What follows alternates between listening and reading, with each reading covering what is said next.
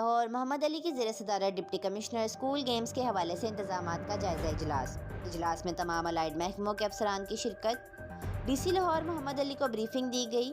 Games 29 نومبر سے شروع ہو کر 1 دسمبر تک جاری رہیں گی۔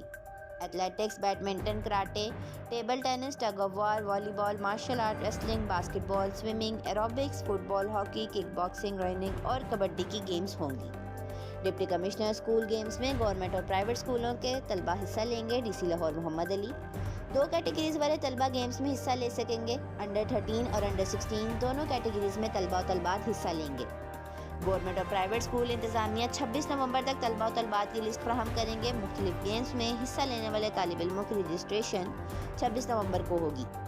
Deputy commissioner schools games Qaddafi stadium football ground میں کھیلی جائیں گی۔ ڈی سی لاہور محمد علی افتتاحی تقریب کو رنگا رنگ بنانے کے لیے بھی